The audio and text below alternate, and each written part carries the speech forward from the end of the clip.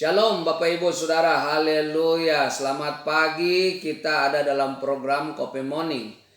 Nah, kali ini saya membahas part kedua yang kemarin saya janjikan kepada saudara semua dalam program Coffee Morning untuk menjelaskan bahwa bagaimana Yesus itu adalah Allah. Sedangkan dia berkata di dalam Yohanes 20 bahwa dia pergi kepada Bapa dan kepada Bapakku dan Bapamu, Allahku dan Allahmu. Artinya bahwa apakah Yesus itu punya Allah dan menyembah Allah?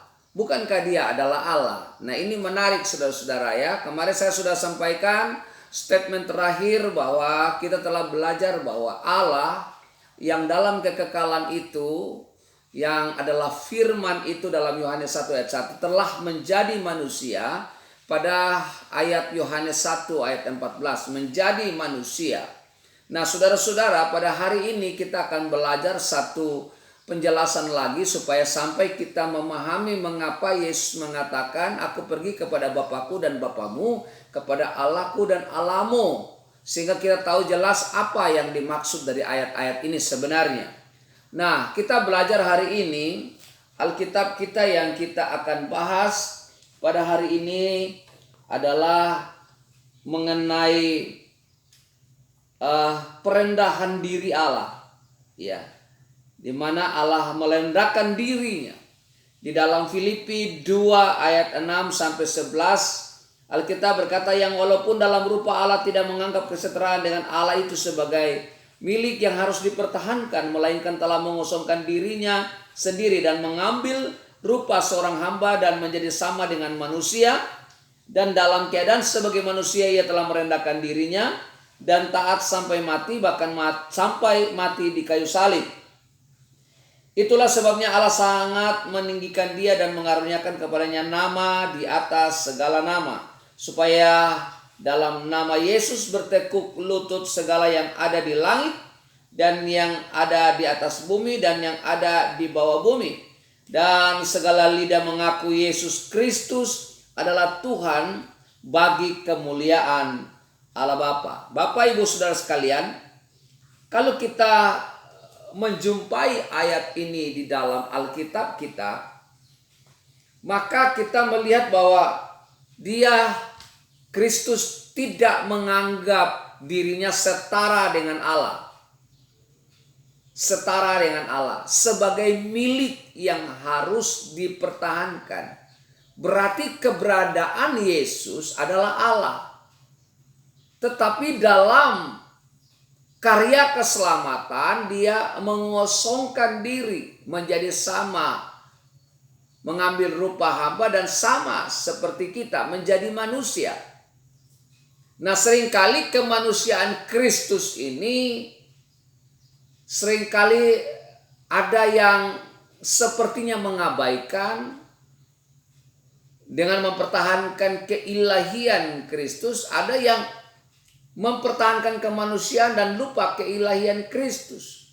Nah, Kristus kita harus tahu bahwa di dalam pribadinya adalah 100% Allah dan 100% manusia, atau Allah seutuhnya dan manusia secara sempurna.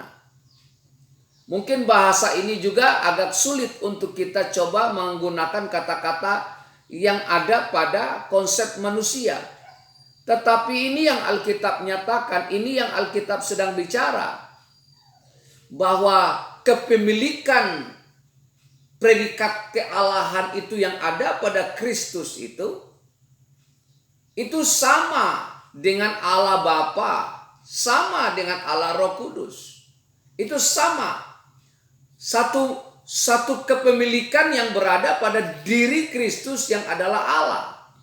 Tetapi Alkitab mengatakan bahwa dia tidak menganggap kesetaraan dengan Allah. Mengapa? Karena dia mengosongkan diri menjadi manusia. Nah, istilah mengosongkan diri ini bukan berarti benar-benar kosong. Tidak. Tapi mengosongkan diri dalam pengertian apa yang Alkitab katakan. Seringkali kita mengerti mengosongkan diri berarti Yesus kehilangan kealahannya. Bukan begitu yang Alkitab jelaskan, saudara-saudara ya. kalau kita pelajari secara baik dan kita coba teliti, dimaksudkan dalam konteks ini mengosongkan diri itu tidak menganggap kesetaraan dengan Allah sebagai milik yang harus dipertahankan. Bukan berarti dia kehilangan itu, tetapi dia mengambil rupa manusia sehingga pada waktu dia menjadi manusia, dia merendahkan diri.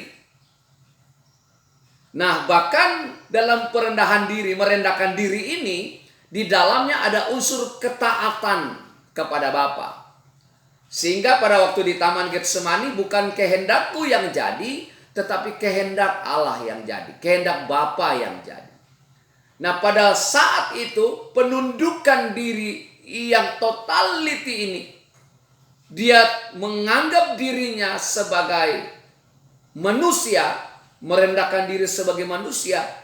Pada taraf ini, saudara-saudara, kita bisa memahami pemikiran Yesus mengenai apa yang diucapkan kepada Maria Magdalena.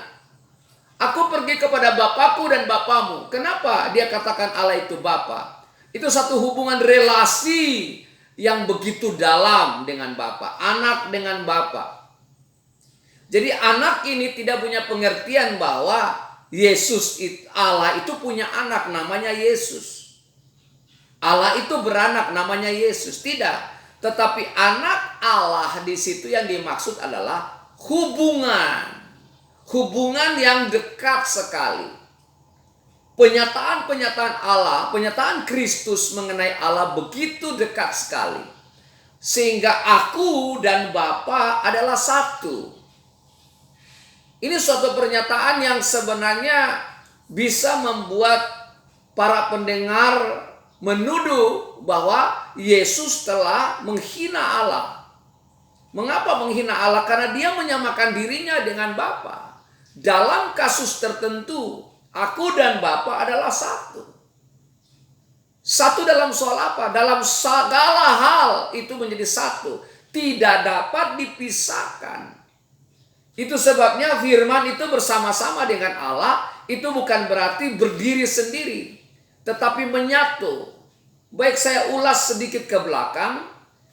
Di dalam Alkitab bahkan manusia yang pertama yang diciptakan oleh Allah adalah Adam yang sempurna, yang penuh dengan kemuliaan waktu itu sebelum jatuh dalam dosa. Sebelum dia kurang kemuliaan atau hilang kemuliaan.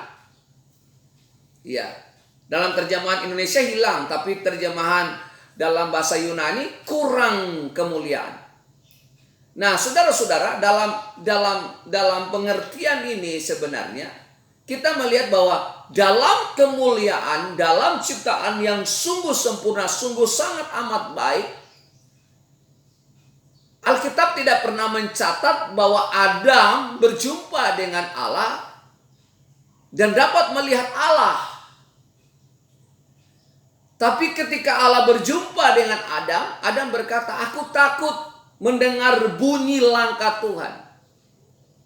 Jadi hanya mendengar bunyi, mendengar suara, tetapi wujudnya tak terlihat. Itu sebabnya hanya Adam tahu bahwa firman itu adalah Allah. Karena ketika Allah berfirman, Adam tahu itu adalah Allah. Dia mendengar langkah bunyi, dia tahu itu adalah Allah. Allah berfirman, hanya itu saja yang kita tahu. Dalam penyataan Allah berfirman, maka ketika Allah berfirman, disitulah Allah. Allah itu bersama dengan firman dan tidak bisa dipisahkan. Dan firman yang berfirman kepada Adam itulah yang telah menjadi manusia. Dan dalam penyataan Allah, bahwa tidak ada Allah lain selain dia. Dan setelah dia tidak ada Allah yang lain. Jadi sebenarnya Kristus ini tidak terpisah dengan Allah Bapa, dengan Roh Kudus. Tetapi dalam karya keselamatan, pribadi pernyataan Tritunggal ini dinyatakan dalam Kristus sebagai anak. Dan dalam sebagai manusia dia hadir dengan mengosongkan diri ini. Maka kita bisa mengenal Allah yang tak terhampiri. Nah, saudara-saudara, pada waktu ini kita bisa melihat bahwa bagaimana Allah yang menjadi manusia dalam Kristus. Dan pada waktu dia menjadi manusia, dia mengambil rupa sebagai manusia menjadi sama, inkarnatio, menjadi sama dengan kita. Pada saat itu juga dia bisa merasakan lapar, haus, menangis, lelah sebagai manusia. Karena dia mengambil kodrat ilahi dan juga kodrat insani pada dirinya. Jadi sebenarnya saudara-saudara, kalau kita memahami karya keselamatan ini, maka sebenarnya tangan yang satu memegang tangan berdosa, yang tangan yang satu memegang Allah yang kudus. Tidak ada sesuatu yang bisa kepada Bapa kalau tidak melalui dia. Karena Allah yang kudus tidak mungkin berjumpa dengan manusia yang berdosa. Manusia yang berdosa tidak bisa jumpa dengan Allah yang kudus. Maka butuh juru selamat yang membawa orang berdosa ke tangan Allah yang kudus. Itu sebabnya Kristus sekaligus Allah, sekaligus manusia. Dengan demikian maka kita mengenal bahwa Kristus adalah Sang Juru Selamat. Tidak ada seorang pun sampai kepada Bapa, kata Yesus, kalau tidak melalui aku. Mengapa? Ini karya yang harus dipahami secara baik. Dan dia dalam keadaan sebagai manusia, dia mengucapkan, aku pergi kepada Bapakku dan Bapamu. Karena perendahan diri itu kepada Allahku dan Allahmu dalam perendahan diri itu. Atau pengosongan diri yang dia tidak menganggap kesetaraan dengan Allah sebagai milik yang dipertahankan. Dan sebagai manusia perkataan itu wajar dan jelas. Justru dari kata-kata itu kita memahami kemanusiaan Kristus. Kita memahami korban Kristus. Jadi sebenarnya Alkitab ini tidak ada ayat yang saling bertabrakan satu dengan yang lain. Tapi saling melengkapi satu dengan yang lain. Dan hari ini kita belajar mengenai mengapa Yesus mengosongkan diri. Karena dia taat, dia menjadi sama dengan kita. Dan dia menjadi Sang Juru Selamat kita. Hari ini kita belajar ini. Lama-lama dari penjelasan ini. Nanti ada part ketiga lagi. Dan saya harapkan saudara pelan-pelan memahami Kristus. Dan akhirnya saudara memahami bahwa dia adalah Tuhan dan Juru Selamat. Saya ucapkan shalom untuk kita semua. Dadah. Dan jangan lupa sebelum kita berpisah, kita akan serut dulu kopinya bagi saudara yang di rumah yang punya kopi. Saya punya teh. Tidak lupa saya menyapa saudara dalam Kopi Morning ini. Saya serut dulu teh saya dan saudara boleh serut dulu kopi dalam anugerah Tuhan.